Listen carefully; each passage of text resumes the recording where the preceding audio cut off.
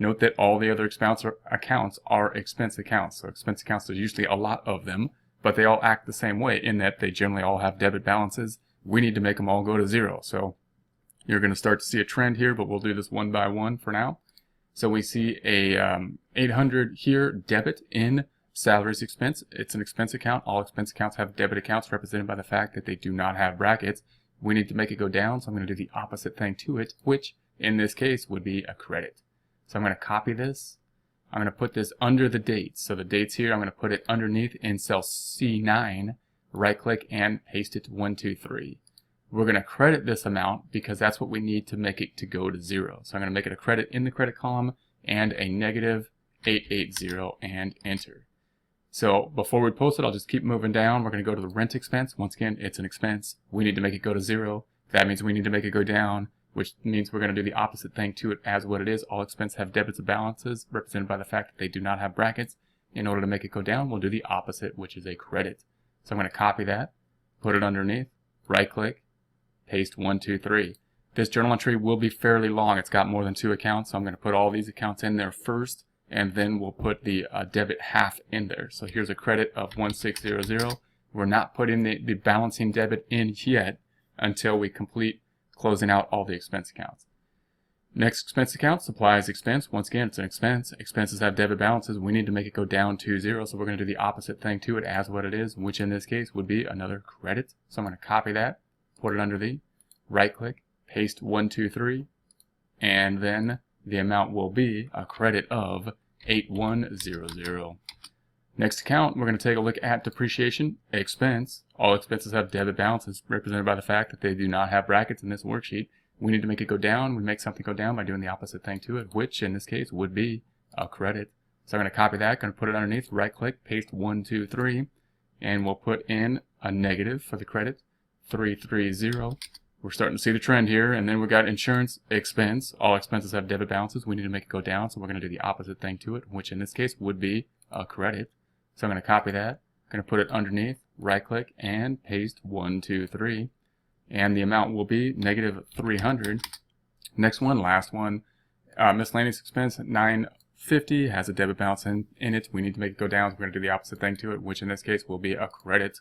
So we're going to put that underneath, right click, paste it, 1, 2, 3, and in E14, negative 950. Alright, so now we have all these credits in our journal entry. We need to balance that out with a debit, which we have this nice space on top that we left up here for the debit. And that debit's going to go into income summary, our new account here. So I'm going to right click on the income summary.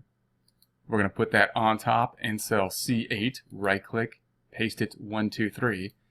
Alright, now we need to add this up. There's a few ways to add this up. If I highlight all these, we can see that that adds up to 12,160. We need a debit of 12,160.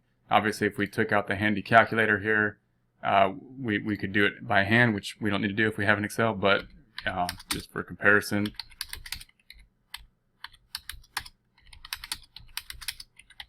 So 12,160, we could sum it up, and I would use the sum function like this.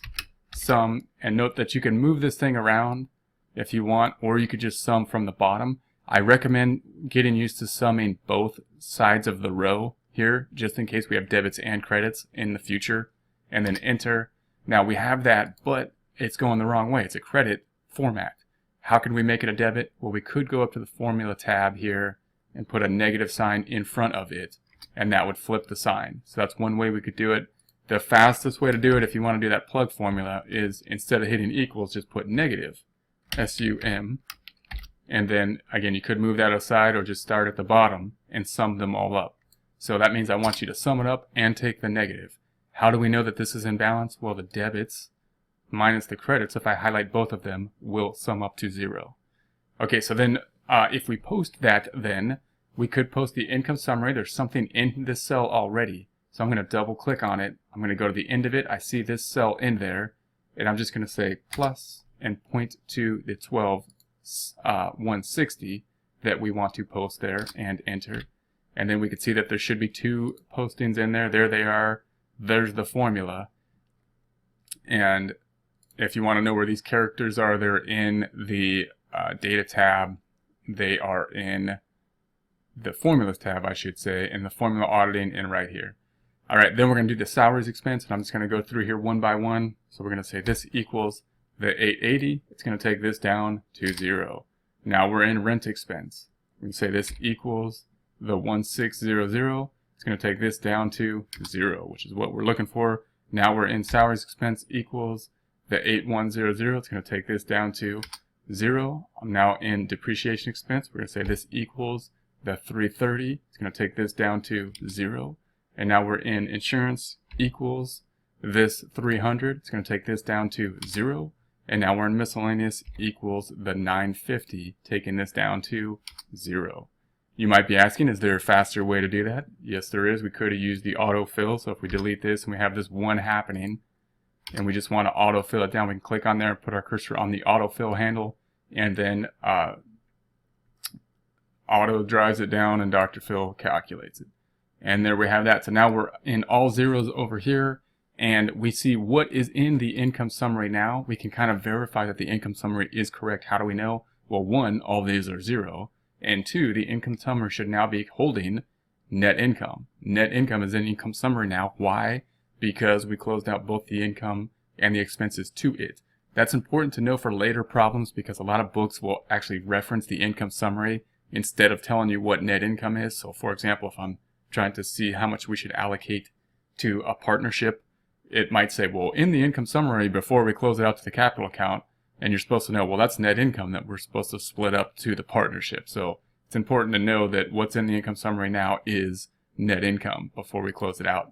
Now we're going to close out the income summary. So as of 5/31, we are now going to take this clearing account, make it go to 0 again. So now that we verified that these are 0 and it's in there correctly, we're going to close it out and put it into where we really want it to go, which is the capital account. So I'm going to say this is a credit. We're going to make it go down by doing the opposite thing to it, which in this case would be a debit. So I'm going to right click and copy that, put that in cell C16, right click, paste it 1, 2, 3. The amount will be for the 24,640. And in this case, we're going to have a credit of 24,640, only 2 accounts in this journal entry, and that's going to go to the owner's capital account. So the owner's capital account, we're going to copy that, and we're going to paste it 1, 2, 3 in C17, right click, paste 1, 2, 3.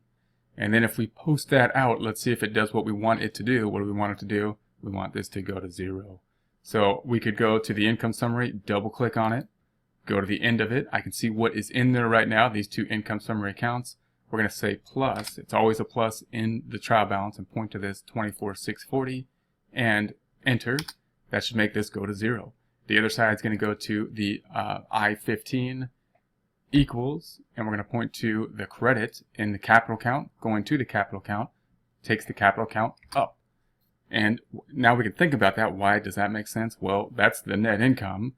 This capital account represents the net value of the company or the amount owed to the owner, and the net value of the company went up by the amount that the company earned during the last month to 66,940.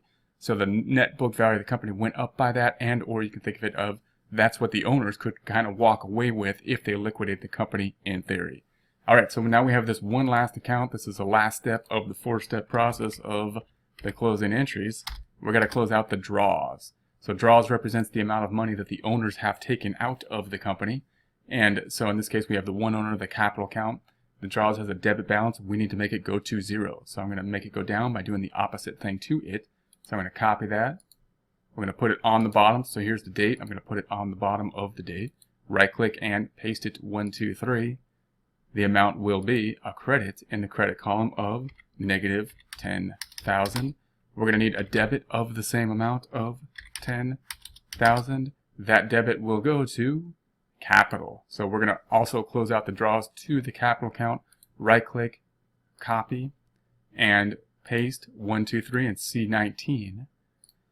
And let's post this out and see if it does what we want it to do. What do we want it to do? We want this to go to 0. So we're going to put our cursor, we could post this side first. So I'm going to post the credit first in this case. So I'm in I-16 equals. I'm going to point to that draws, that's a credit, and that'll make this amount go down to 0. So now we have all zeros here. I'm going to double click on the owner's capital, double click, and we can see what is in there already, this prior journal entry. and plus, and we're going to point to the capital account, that 10, and enter. What did it do? It brought the capital account down. Why?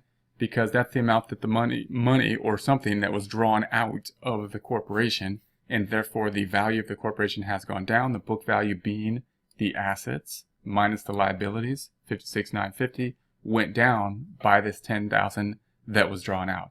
So you'll note that now we can see that the assets minus the liabilities is just one number now, the capital account in this case, and we are ready to start over and start in the next month and count up from the next time period forward.